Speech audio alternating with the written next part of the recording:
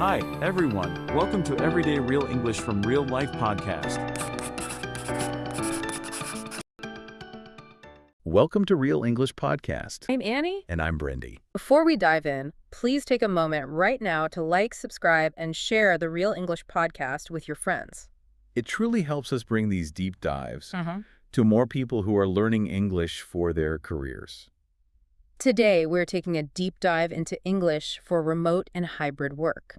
For so many of us, getting a remote job is a huge goal, but the communication, it changes completely when you're working online. It really does. So we're focusing on two essential skills. First, how to succeed in those online interviews. And second, the key professional communication etiquette you need once you actually get the job. We're diving into a world where communication is just fundamentally different. Right. When you work remotely, you lose all that body language or those, quick hallway conversations that clear up confusion instantly. Exactly. And that means your spoken and written English has to carry all the weight. Your communication needs to be, well, four things. Okay.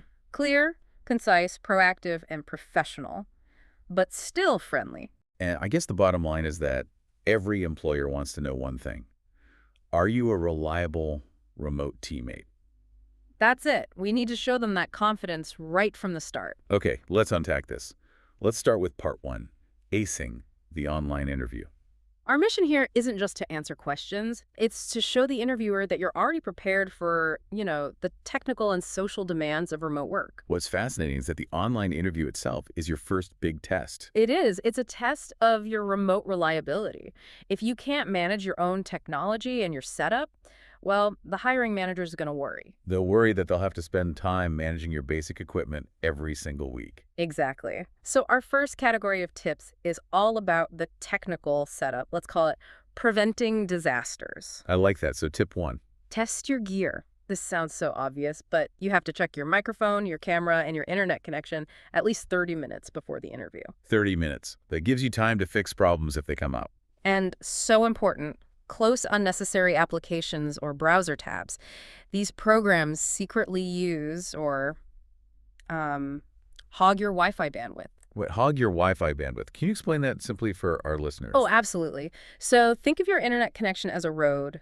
Bandwidth is how wide that road is. Okay. When you have lots of apps running, like Netflix or big downloads, you're filling the road with too many cars. And that slows everything down. It slows down the most important car your interview video feed, and that causes lag or freezing. So closing other apps gives your interview a smooth, clear road. That's a great analogy. Less lag makes you look more professional. For sure. Next, focus on your camera position. You want to set your camera at eye level or maybe just slightly above. You can just stack some books under your laptop for that, right? Yep, easy fix. No. Also, try to be about an arm's length away from the screen. If you're too close, it can be a little uncomfortable for the interviewer. And always, always have a backup plan. Always. Because even with the best preparation, things can go wrong. So make sure you have the interviewer's phone number and email ready, just in case your computer crashes. Yes. And have a backup device, your phone or a tablet ready with the meeting app installed. Being able to calmly email, I'm having a brief computer issue, I'm logging in from my phone now, shows so much preparation. It shows resilience. It tells the manager you're not a risk. Okay, now let's move to tip 4, the professional environment and body language.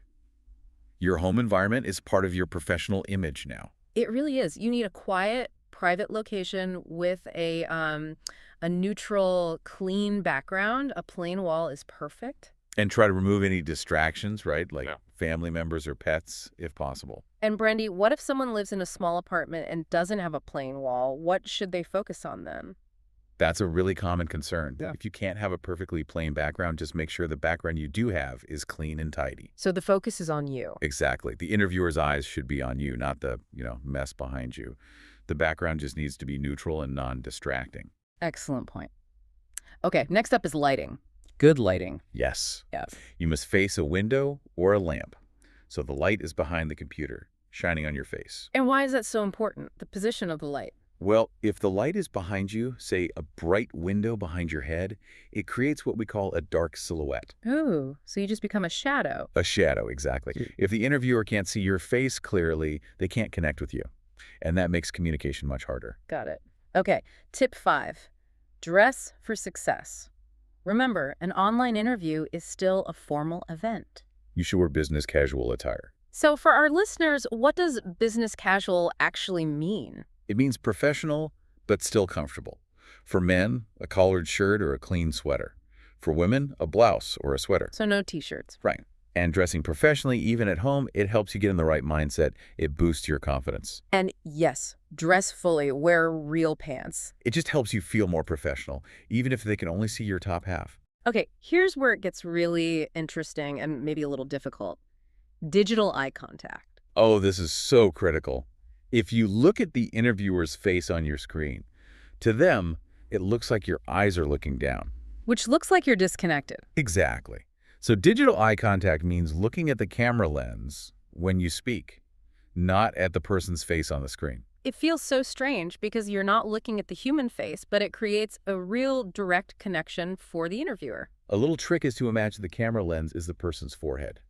Just focus your attention there when you're speaking. Let's try saying a phrase while we focus on our cameras. This helps build that muscle memory. Okay, repeat after me. Slight pause. I am focused on the camera lens. That's excellent. This one habit makes a huge difference in how engaged you appear. Okay, let's move on to the smooth opening and handling tech issues. This requires some crucial phrases.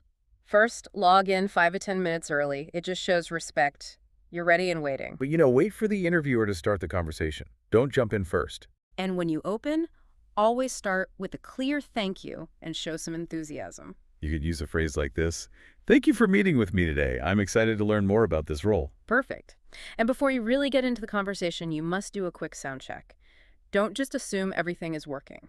That's proactive communication right there. It is. Let's practice this key clarity check phrase. Repeat after me. Slight pause. Can you hear me clearly? Even with all this prep, glitches happen. They do. The key is to stay calm, be polite, and professional. Yeah.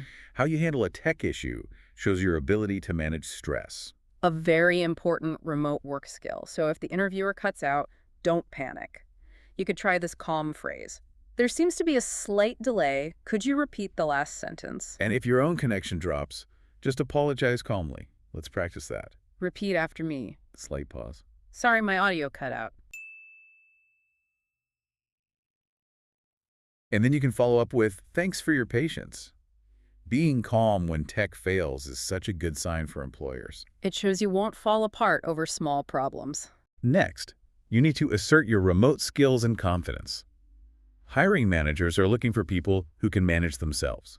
They want independent people who manage their own time without needing constant supervision. It just makes their job easier. So you need to tell them you can do this. You can say something like, I'm very comfortable managing my own schedule and meeting deadlines independently. That builds trust immediately. And if the job involves global teams, you should mention your flexibility with time zones. Yeah. It shows a global mindset. You can state, I'm flexible with time zone meetings when necessary. But the single most important skill to emphasize is proactive communication. Let's define proactive for a moment. Proactive means you solve problems before they start. So instead of waiting until the deadline to say, I have a problem, you say, I see a potential problem, and here's my idea for solving it. Exactly. Proactive communication just reduces risk for the manager. Let's practice that core concept. Repeat after me. I communicate proactively. Okay, so part 1 ends with ending strongly. You always thank the interviewer and reaffirm your enthusiasm. Use a clear closing like, thank you again for your time today. This conversation made me even more excited about the role. And always ask about the next stage. It shows you're organized and professional. You can phrase it like this. Hmm. Could you share the next steps in the hiring process? Simple, confident, professional. That's how you ace the interview. Okay, that covers the interview. Let's move to part 2, remote work etiquette. This is the daily communication once you have the job. Right. The communication style shifts from those formal video calls to much more frequent, rapid text exchanges on Slack or email. The number one rule here is to keep messages short, clear, and polite, because text can be so easily misinterpreted. You don't have facial expressions to soften your words, so you have to rely on polite phrasing. You can use simple templates to signal why you're writing. Things like, quick question about, or just a heads up that. Heads up is a great phrase. It just means giving a little warning or notice. So just a heads up that the meeting is delayed just means I'm telling you this news early. And always be polite, especially when you're asking for something. You want to avoid sounding too direct or demanding. Right. If you just type send it now, it can sound very harsh, very unfriendly. Instead, use softer language that respects your colleagues' time. We should practice this politeness. Repeat after me. Slight pause. Could you send it when you have a moment? That's perfect. And this connects back to the bigger picture of remote work building trust. Right. Since no one sees you sitting at your desk, status updates are absolutely essential. If you don't update your team regularly, they start to worry. They think, what are they doing? Regular updates prove you're working, you're organized, and you're accountable. It makes you a low-maintenance team member. That's a great term. A low-maintenance employee is someone who doesn't need constant management. They manage themselves. Exactly. So use templates for your updates. You can share what you completed. Here's what I completed today. And then share what you're planning to do next. Let's practice stating our plans clearly. Repeat after me. Slight pause. Tomorrow I'll be working on. You can also clearly state, if you're waiting on something from a colleague, this is being proactive again. Saying, currently waiting on feedback from name, shows you're organized. It shows the delay isn't with you. Okay, next up is virtual meeting etiquette. Good etiquette here helps build team trust. We know not everyone loves being on camera, but you should try to turn your camera on, especially at the start of a meeting. Even if you turn it off later, seeing faces just helps build that connection. And you should know the useful phrases for meeting coordination. Like, when it's your turn to present, you'll need to say, Let me share my screen. and if you're sending a link or a document to everyone, tell them where you're putting it. Okay, let's practice that one. Repeat after me. Slight pause. I'll drop the link in the chat. And you can also encourage conversation by saying something like, feel free to jump in anytime. It just makes the environment more welcoming. One final critical point on etiquette. Setting boundaries kindly. Oh, this is a big one. When you work from home, it's easy to feel like you have to be available all the time. But it's professional to protect your time and manage expectations so you don't burn out. Setting boundaries kindly just means telling people when you're leaving and when you'll be back, so they don't expect instant replies at midnight. Use polite sign-off phrases to let people know when you are truly done for the day. Let's practice this professional sign-off. Repeat after me. Slight pause. I'm signing off for the day. And you can always add, but I'll reply first thing tomorrow morning. That is the perfect example of proactive, reliable communication. It sets a clear expectation. Okay, let's put all these ideas into practice with a quick interview role play. This will show how a clear, structured answer sounds. Great idea. I'll be the candidate, and you can be the interviewer. Sounds good. I'm going to ask a common question that really tests your remote communication skills. Okay, I'm ready. Okay, candidate. I see you have experience working remotely. So how do you specifically manage communication and ensure transparency in a hybrid environment, especially when working across time zones? I make communication a top priority because I know clear communication is essential for independent work. To ensure transparency, I provide regular daily updates on my tasks and progress, and I ask clarifying questions early in the process. That's my proactive approach. I also use tools like Slack and Google Docs to keep all project information visible and transparent for the team. And finally, I'm flexible with time zones, always coordinating important meetings in advance to ensure everyone can participate. That was a fantastic answer. Let's break down why that works so well for a hiring manager. Okay. Well, you sounded calm, which shows you can handle stress. You were specific about the actions you take, giving updates, using tools. And I tried to connect my actions back to the manager's needs, using words like proactive approach and transparency. Exactly. And the emphasis on being flexible with time zones shows you understand the challenges of global remote work, and you already have solutions. So you're telling the interviewer, I manage my own risk, so you don't have to manage me. That is the key strategic takeaway. And that's the perfect summary for today. Preparation and clear, proactive English are just so essential for success in the remote world. When you use these phrases and techniques, you stop sounding like an English learner and you start sounding like a reliable professional colleague. Thank you so much for joining us for this deep dive into remote work English. We hope these phrases and tips help you feel much more confident in your next online meeting or interview. And if you enjoyed this deep dive and found these explanations helpful, please remember to like, subscribe, and share the Real English podcast with anyone who is learning English for their career. And if you want to review today's lesson, I uploaded a free PDF summary in the description and in the comments. Feel free to download it and study at your own pace.